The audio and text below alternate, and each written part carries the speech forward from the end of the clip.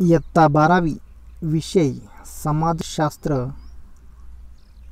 प्रकरण पहिले भारतीय समाजाचा परिचय स्वाध्याय प्रश्न पहिला अ दिलेल्या पर्यायांपैकी योग्य पर्याय निवडून खालील विधाने पूर्ण करा. 1. दीक्षा घेऊन बौद्ध विहारामध्ये राहणाऱ्या पुरुषांना डॅश म्हणत असत. पर्याय भिक्खू, भिक्खुनी, ऋषी. उत्तर भिक्खू. दीक्षा घेऊन बौद्ध विहारामध्ये राहणाऱ्या पुरुषांना भिक्खू म्हणत असत. 2. स्पेशल मॅरेज ॲक्ट डॅश या वर्षी पारित करण्यात आला. पर्याय 1950, 1952, 1954. उत्तर 1954. स्पेशल मॅरेज ॲक्ट 1954 या वर्षी पारित करण्यात आला. ब. पुढील प्रत्येक गटातील चुकीची जोडी ओळखा व दुरुस्त करून लिहा. जोड्या आहेत. 1. राजमार्ग हिंदू धर्म. 2. तीर्थकर जैन धर्म. 3. सेंट थॉमस शीख धर्म. 4. अष्टांग मार्ग बौद्ध धर्म. तर यामधील चुकीची जी जोडी आहे ती आहे 3 नंबर सेंट थॉमस शीख धर्म. तर त्या जागी योग्य जोडी होईल सेंट थॉमस ख्रिस्ती धर्म. क.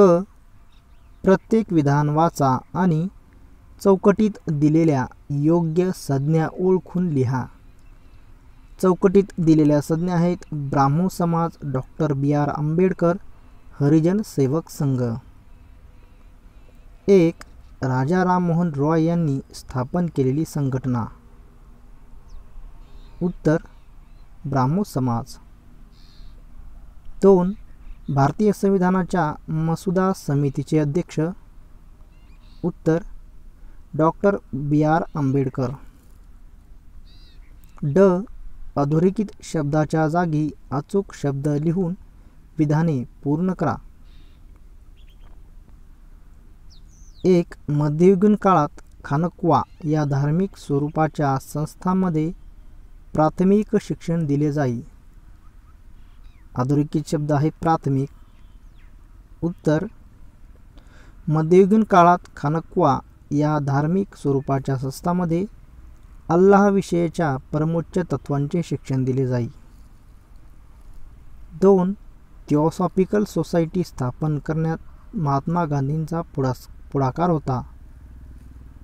तर या जागी योग्य शब्द होईल श्रीमती ॲनी बेझंटचा. थिओसॉफिकल सोसायटी स्थापन करण्यात श्रीमती ॲनी बेझंटचा पुढाकार होता. प्रश्न दुसरा टिपा लिहा. 1. पूर्व वैदिक काळातील शिक्षण व्यवस्था.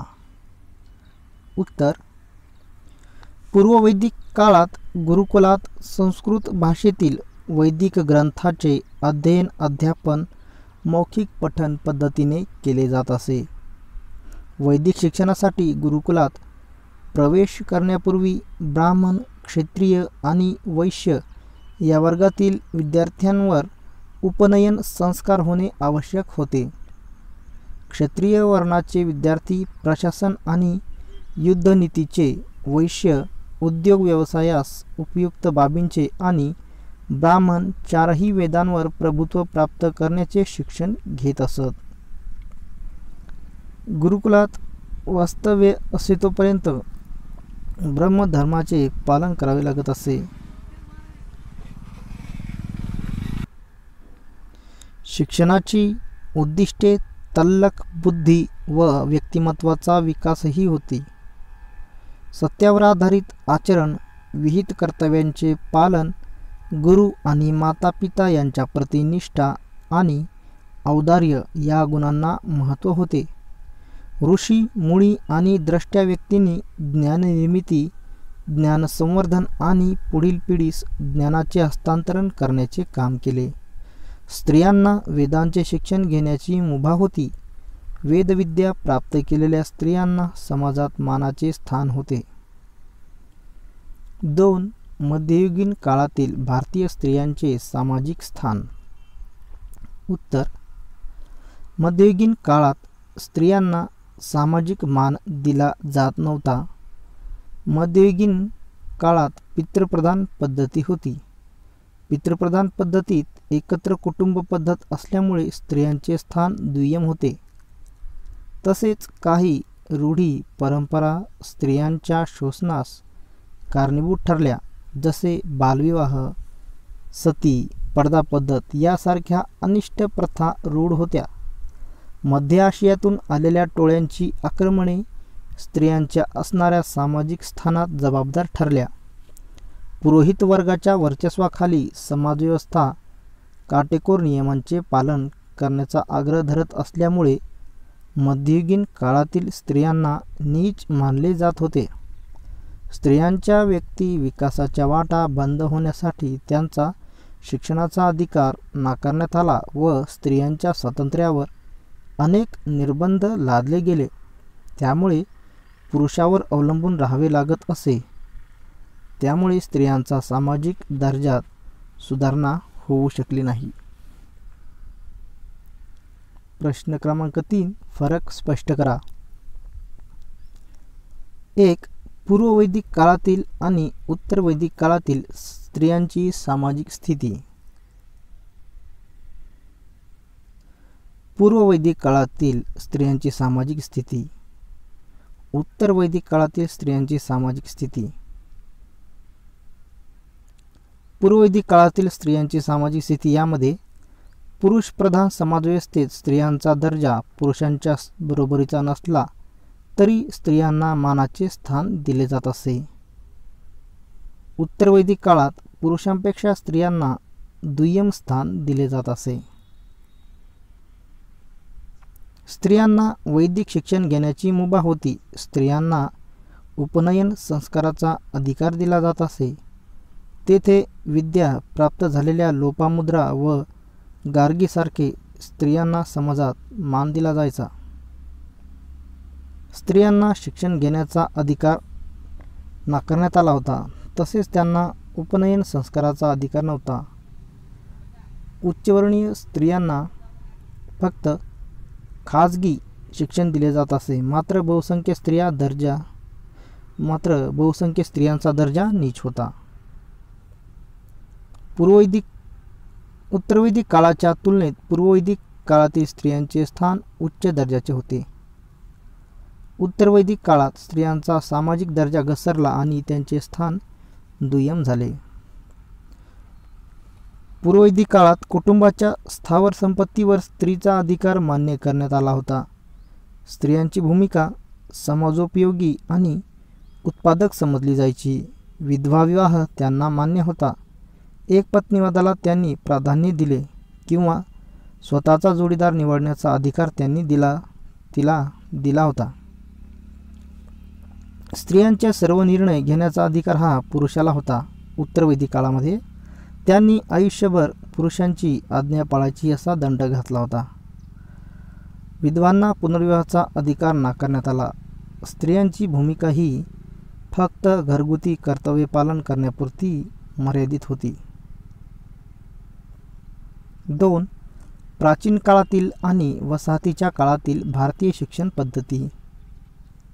उत्तर: प्राचीन काळातील भारतीय शिक्षण पद्धती. वसाहतीच्या काळातील भारतीय शिक्षण पद्धती.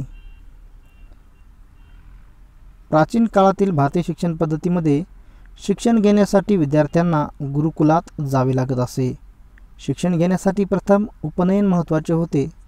शिक्षण पूर्ण होईपर्यंत विद्यार्थ्यांचे वास्तव्यही गुरुकुलात असे. वसाहतीच्या काळातील भारतीय शिक्षण पद्धतीमध्ये शिक्षण घेण्यासाठी शाळा व महाविद्यालय होती. परगावच्या विद्यार्थ्यांना शिक्षण घेता यावे यासाठी वसतिगृहाची सोय केली जात असे. बहुसंख्य विद्यार्थी हे स्वगृही राहून शिक्षण घेत असत. प्राचीन काळातील शिक्षण पद्धतीमध्ये संस्कृत भाषेतील वैदिक ग्रंथाचे अध्यापन करण्यासाठी मोठी पद्धती वापरली जात असे. वसाहतीच्या काळातील शिक्षण पद्धतीमध्ये शिक्षण घेण्यासाठी इंग्रजी भाषेचा वापर केला जात असे. प्राचीन काळातील शिक्षण पद्धतीमध्ये वैदिक काळात वेगवेगळ्या वर्णातील शिक्षण हे वेगवेगळे होते. तसेच वैदिक काळात लेखनकला अवगत नसल्याने ब्राह्मण वेदातील ज्ञान मुखतगत करत क्षत्रिय प्रशासन युद्धनीतीचे शिक्षण दिले जात असे. वैश्य यांना उद्योग व्यवसायासाठी शिक्षणाची प्राप्ती करून दिली जायची. वसाहतीच्या काळात तांत्रिक व वैद्यकीय शिक्षण देणाऱ्या उच्च शैक्षणिक संस्था स्थापन करण्यात आल्या.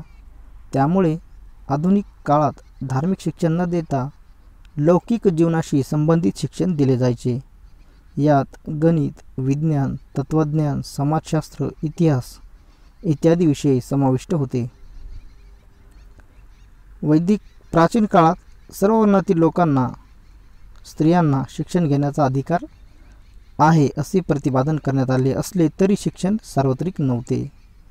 वसाहतीच्या काळात शिक्षण ही औपचारिक रीतीने सर्वत्र दिले जात असे. सर्व जाती धर्माच्या लोकांना तसेच स्त्रियांनासुद्धा शिक्षणाचा अधिकार होता. सर्वांना शाळा व महाविद्यालयात प्रवेश घेता येत होता.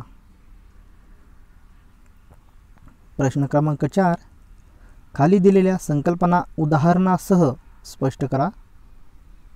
वर्ण. उत्तर. वैदिक काळात समाजाची ब्राह्मण, क्षत्रिय, वैश्य, शूद्र अशा 4 वर्णात विभागणी केली जात होती. वैदिक कालखंडातील वर्णव्यवस्था ही समाजातील व्यवसायाच्या वर्गवारीवर आधारलेली होती. त्यामध्ये व्यवसायानुसार वर्णन बदलण्याइतकी लवचिक परिस्थिती होती. दिवसेंदिवस या गोष्टींचा पगडा वाढत गेला व कालखंडाच्या उत्तरार्धात अधिक गडद नियम असलेली पावित्र्य या गोष्टी व विटाळ जातीव्यवस्था उभारली गेली. यामध्ये अन्न, पाणी, प्राशन करणे, पोशाखावरून तसेच व्यवसाय व पूजा पद्धती, सामाजिक व्यवहार, प्रवास, साध्या साध्या गोष्टीवरून सुद्धा उच्च नीच मानली जायची. उदाहरणार्थ ब्राह्मण पुरोहित व बुद्धिजीवी वर्ग, क्षत्रिय राज्यकर्ते व प्रशासन वर्ग, वैश्य व्यापारी व शेतकरी वर्ग. अशा प्रकारे आपल्याला वर्ण यावर संकल्पना स्पष्ट करता येते. 2. सामाजिक कायदे. उत्तर. समाजात अनिष्ट रूढी परंपरा होत्या. त्याला कुठेतरी आळा बसावा यासाठी सामाजिक कायदे निर्माण करण्यात आले. सामाजिक कार्याचा संबंध समाजाचे कल्याण व्हावे या गोष्टीला न्याय मिळावा हे अपेक्षित होते. तसेच भारतीय समाजातील दुर्बल घटकांना संरक्षण मिळावे हा याचा उद्देश होता. सुधारणेसाठी प्रयत्न करणारे अनेक सेवाभावी संस्था, गट, संघ यांची संख्या वाढल्यामुळे प्रचलित अन्यायकारक रूढी परंपरा रोखण्यासाठी कायदे अंमलात आणली गेली. त्यामुळे ब्रिटिश सरकार दडपण आणणे शक्य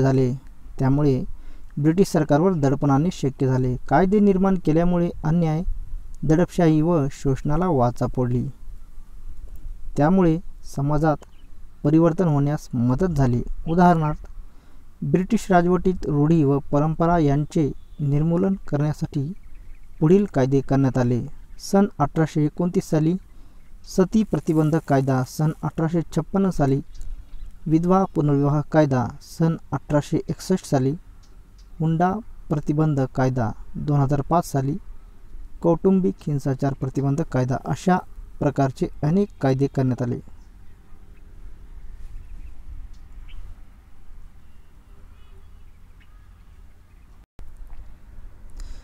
प्रश्न 5 अ.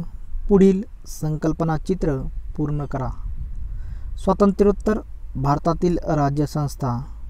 तर याचं उत्तर आहे स्थानिक स्वराज्य संस्था, संघ, केंद्र सरकार, केंद्रशासित प्रदेश, राज्य सरकार. ब. खालील विधान चूक की बरोबर हे सांगून सहकार्य स्पष्ट करा. 1. वसाहतवाद्यांच्या कायद्यांचा भारतीय समाजावर लक्षणीय प्रभाव पडला. उत्तर. वरील विधान बरोबर आहे. कारण वसाहतवादी नेत्यांचे कार्य सुलभ व्हावे म्हणून अनेक कायदे काढले. त्याचा भारतीय समाजावर चांगलाच प्रभाव पडला. 1861 इंडियन काउन्सिल ॲक्टद्वारे भारतामध्ये विधिमंडळ स्थापन झाले. सन 1892, 1909 आणि 1919 मध्ये मोठ्या प्रमाणात विस्तार करण्यात आला. सन 1935 या गव्हर्नमेंट ऑफ इंडिया कायदा हा भारतीय संविधानाचा महत्त्वाचा पाया आहे. भारतामध्ये उच्च शिक्षणाची सुरुवात ही सन 1856चा इंडियन युनिव्हर्सिटीज ॲक्ट द्वारा करण्यात आली. त्यातून लोकांच्या बुद्धीत वागण्यात फरक पडला आहे आणि तेव्हापासून सामाजिक सुधारणा चळवळी हाती घेतल्या.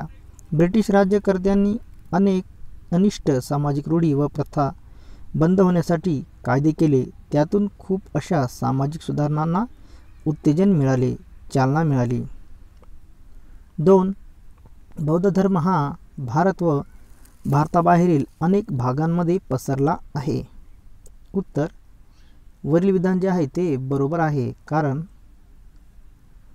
बौद्ध धर्माला सम्राट अशोकासारख्या राज्यकर्त्यांनी आश्रय दिल्याने त्याचा प्रचार व प्रसार भारत व भारताबाहेरही झाला. बौद्ध धर्म समाजातील सर्वसामान्य लोकांपर्यंत पोहोचण्यासाठी गौतम बुद्धांनी आपला उपदेश पाली भाषेत लोकांपर्यंत पोहोचवला. बाहेरील भरपूर देशात बौद्ध धर्माचा प्रसार झाला. त्यामध्ये तिबेट, चीन, मंगोलिया, म्यानमार, जावा, सुमात्रा, श्रीलंका इत्यादी देशांचा समावेश होता. गौतम बुद्धाने वैदिक धर्मातील अनिष्ट प्रथा, वर्णभेद, पुरोहित वर्गाचे वर्चस्व, यज्ञविधी, पशुबळी यांना विरोध केला. अशा अनेक वाईट परंपरा नष्ट केल्याने समाजातील सर्व स्तरातील व्यक्ती या धर्माकडे आकृष्ट झाल्याने त्याचा भारतात वेगाने प्रसार झाला. प्रश्न क्रमांक 6. आपले मत नोंदवा. 1. जैन आणि बौद्ध धर्मामुळे लोकांमध्ये आशा निर्माण झाली. उत्तर, उत्तर वैदिक काळात वर्णपद्धती अधिकाधिक ताठर होत गेली आणि तिचे रूपांतर उच्च नीचतेच्या स्तरामध्ये झाले. पुरोहित वर्गाच्या वर्चस्वामुळे पवित्र आणि अपवित्र या विचारांच्या आधारे समाजात बहुसंख्य असलेल्या शूद्र आणि अतिशूद्रांना सामाजिक अवहेलना व शोषणाला सामोरे जावे लागले. पुरुषप्रधान संस्कृतीमुळे स्त्रियांना गौणत्व प्राप्त झाले. या प्रतिकूल परिस्थितीत वर्धमान महावीर आणि गौतम बुद्ध यांनी प्रस्थापित रूढी व परंपरांना विरोध केला. मोक्षाचा हक्कही समाजातील सर्व घटकांना असल्याचे प्रतिपादन केले. स्त्री पुरुष समतेचा विचार लोकभाषेत मांडला. त्यामुळे सर्वसामान्य लोकांचा आत्मविश्वास वाढला आणि जीवनाविषयी आशा निर्माण झाली. 2. समाज सुधारणेच्या चळवळी 21व्या शतकातही सुरू आहेत. उत्तर, सामाजिक विषमता, दुर्बल घटकांचे शोषण आणि त्यांच्यावर होणारे अन्याय हे प्राचीन काळापासून आजतागायत कायम आहे. वर्धमान महावीर आणि गौतम बुद्ध यांच्या बंडखोरीमुळे समाजाच्या सर्व स्तरांतील व्यक्ती आश्वस्त झाल्या. भक्ती संप्रदायातील संतांच्या प्रयत्नांमुळे समतेचा आणि मानवतेचा संदेश सर्वदूर पोहोचला. ब्रिटिश राजवटीत काही अनिष्ट रूढी व प्रथांचे निर्मूलन करणारे कायदे झाले.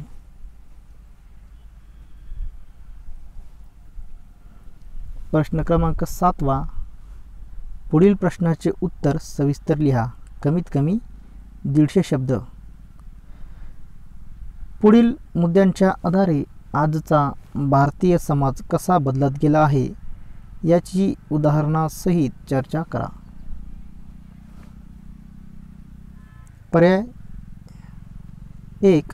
इंग्रजी भाषा हे शिक्षणाचे माध्यम. 2. मतदानासाठी असलेली वयोमर्यादा कमी होणे. 3. सामाजिक कायदे. 4. वाहतूक आणि संपर्क किंवा दळणवळण. तर याचे उत्तर आहे 1. इंग्रजी भाषा हे शिक्षणाचे माध्यम. ब्रिटिश राजवटीत शिक्षणाचे सार्वत्रिकीकरण आणि इंग्रजी भाषा हे शिक्षणाचे माध्यम हे विचार भारतात रुजले. आपल्या उन्नतीसाठी समाजातील दुर्बल घटक हे इंग्रजी माध्यमातील उच्च शिक्षणाकडे वळले.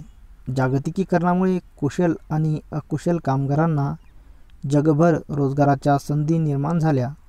म्हणजेच इंग्रजी माध्यमातील शिक्षण भारतीय समाजातील बदलाचे पाईक बनला आहे. 2. मतदानासाठी असलेली वयोमर्यादा कमी होणे. सन 1947च्या आधी लोकशाही विचारप्रणालीविषयी सर्वसामान्य भारतीय अनभिज्ञ होते. भारताच्या संविधानाने सार्वत्रिक प्रौढ मताधिकार हे तत्त्व स्वीकारले आणि वयाची 21 वर्ष पूर्ण करणाऱ्या सर्व स्त्री पुरुष नागरिकांना मताधिकार दिला. त्याचे पुढचे पाऊल म्हणजे मताधिकाराची वयोमर्यादा 18 वर्षे इतकी कमी झाल्याने 18 ते 21 या वयोगटातील तरुणांना मताधिकार प्राप्त झाला. त्याद्वारे राजकीय प्रक्रियेत सहभागी होण्याची संधी तरुण वर्गाला प्राप्त होणे हा एक उल्लेखनीय सामाजिक बदल आहे.